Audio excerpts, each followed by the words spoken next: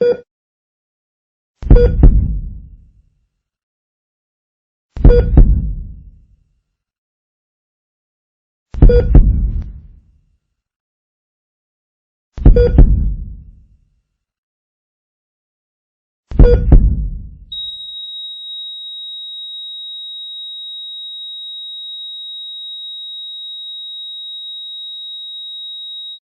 in Memphis today after a night of violent protests, officers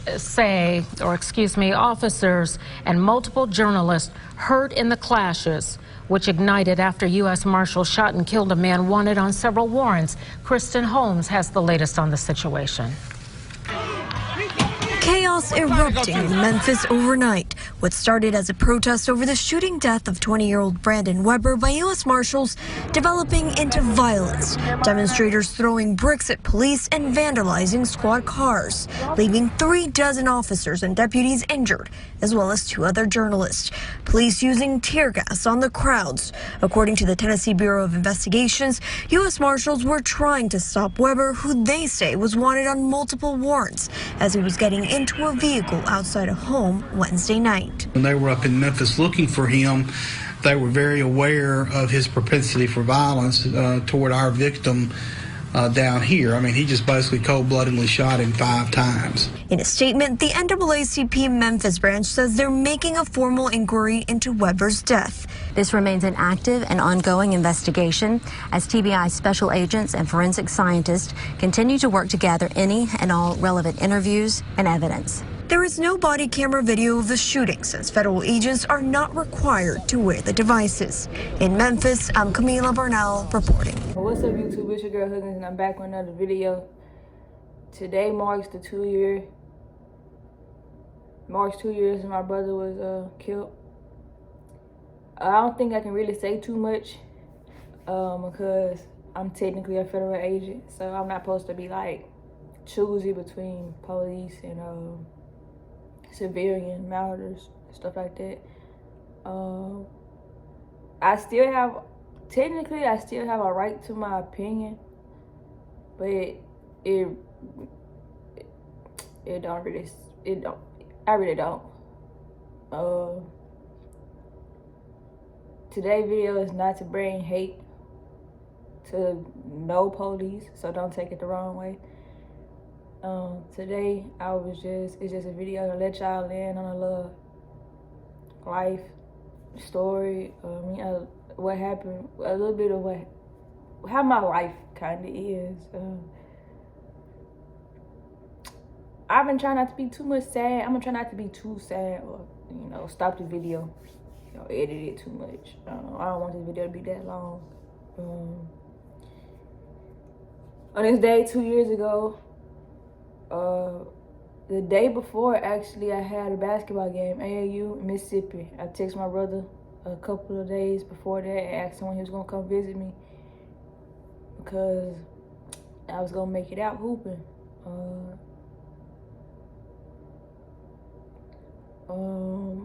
And he told me he was busy. He was always busy. He's always busy. And I'm like, bro, you gotta stop being busy. Like, seriously, I ain't seen you in a while. He was like, yeah, I'm trying to make moves, we never really got too much answers on what actually really happened. My brother was shot 16 to 20 times. Really, he was shot 20 times. I'm not gonna go into too much detail because I feel like that's too brutal. But my brother was a stick, and he was a stick, like a skinny stick, like. And I honestly and truly don't think it took 20 shots to take him down. No, like in the video said, federal police officers are not required to wear body cams, quote unquote. So I guess we will never ever get like footage of what actually happened. Did he ever actually have a weapon? They said he rammed a couple of vehicles. He rammed their vehicles. He was bagged in I know how my brother is when he bagged. My brother bagged in, he planned on not going nowhere for a while. So he was bagged in. He more than likely was sitting outside of his car with his car on not crunk up. First off, they had unmarked cars. So if anything, he probably did close the door. But to ram anybody, no.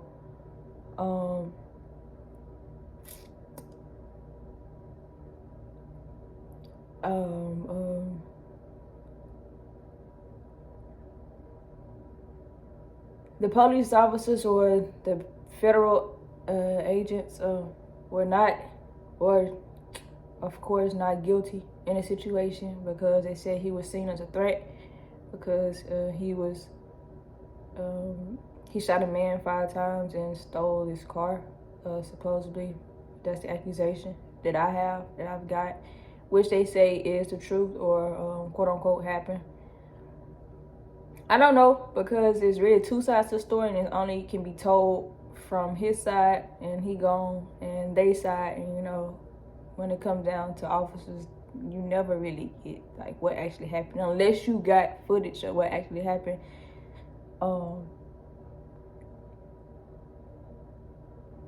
The reason they said he was seen as a threat is because on his Facebook, you know, he did things such as, you know, marijuana, or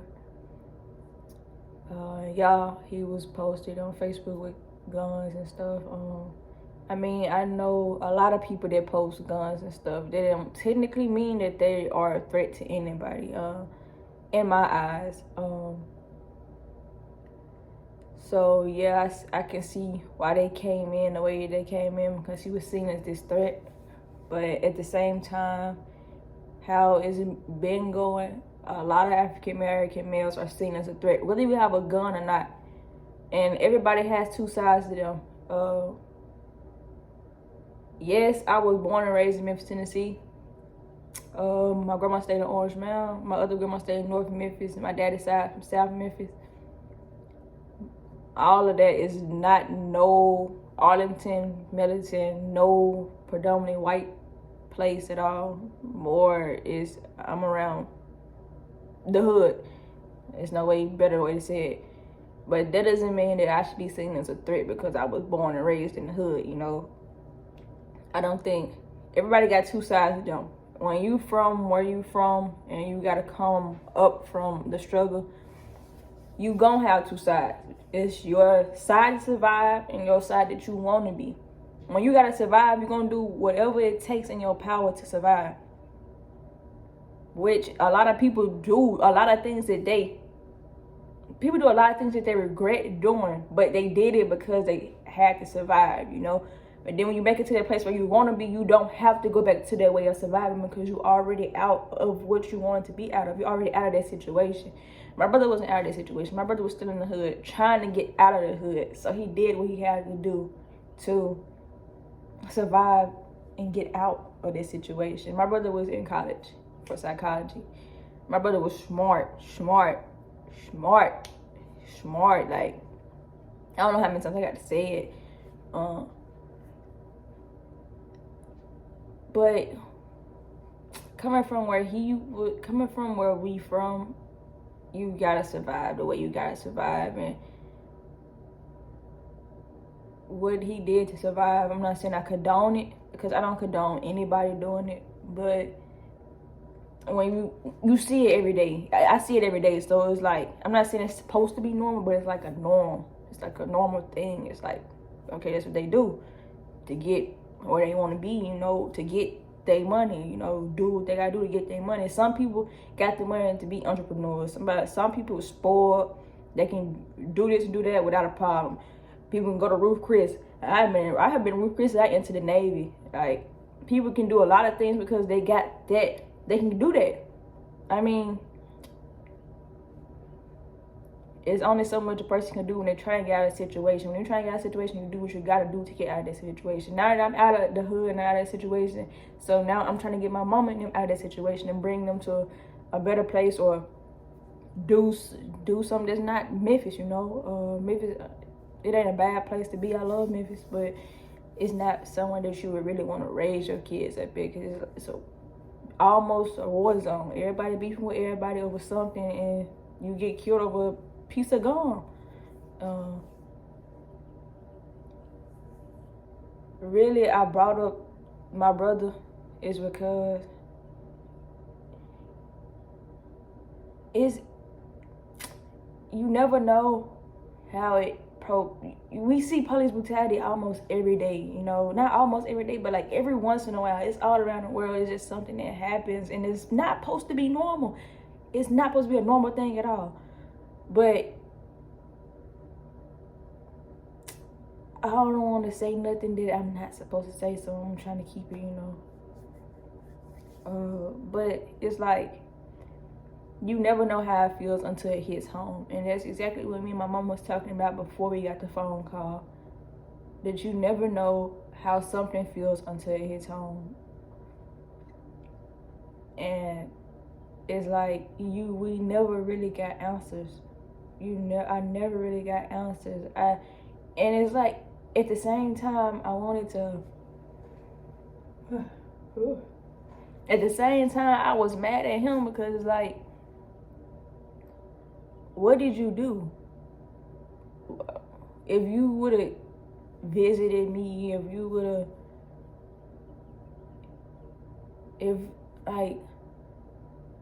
what happened, you know? And I think it's 10 times out of 10 better. I would rather my brother be locked up in the jail for however many years they wanted him to be in there, for doing whatever he accused him of, or whatever he supposedly did, or what he did do, or whatever. I would rather him be locked up than having to go visit his gravesite,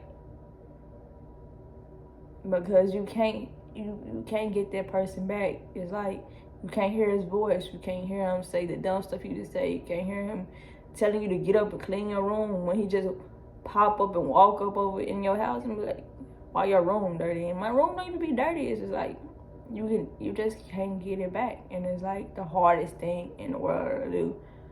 It's not the hardest thing in the world to do, but it's like the hardest thing in the world. And it's like, you don't know the truth. You don't know the truth. It's too many different sides of the story. And when he died, it was so many people's opinions. When I posted him, it was predominantly, you know, Caucasians under my post. He should have died. That's what he got. That's what he get. He on live smoking weed. He got grills in his mouth. He's a gangster. He got what he deserved. I would have shot him more times than 20. It's just like, what? It's like, and then people tell you to block that out. Don't just block it out. Don't post on social media. Don't say this, don't say that. That day was the roughest day of my life. The hardest day of my life. Because it's like, I had a game in 2 more days, and all I could really think about was the game. And then I had this on my mind. And I didn't know how to feel. I missed practice, and we had a game the next day after that.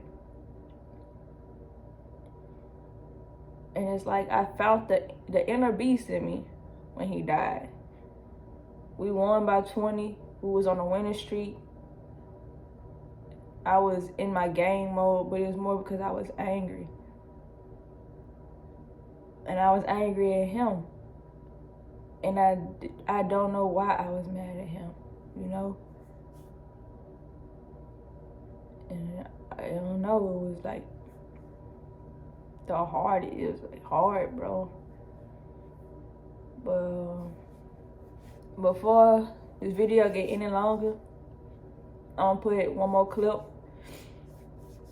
clip. From a conversation that somebody sent me 2 years ago. I mean, it was in my memories or not. And I'm gonna put a clip of a discussion between 2 people. I mean, there's many news reports on Brandon. But this one made me realize that not everybody is the same, you know?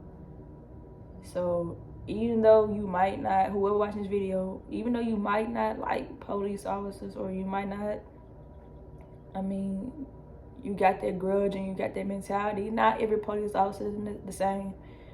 Not everybody gonna end up in that situation. Although I know it's like the most common fear now, to be scared of being pulled over by the police. Promise you, I was pulled over by the police for speeding over 10 miles. He said I was speeding. He said I was going over 20, and that the only way to get it cleared was to see him in court. It was mandatory. And I was like, I was going 10 over. I got the video, but it's like, it's weird now. It's like, it's a weird world we live in. But yeah, it won't be no intro in this video.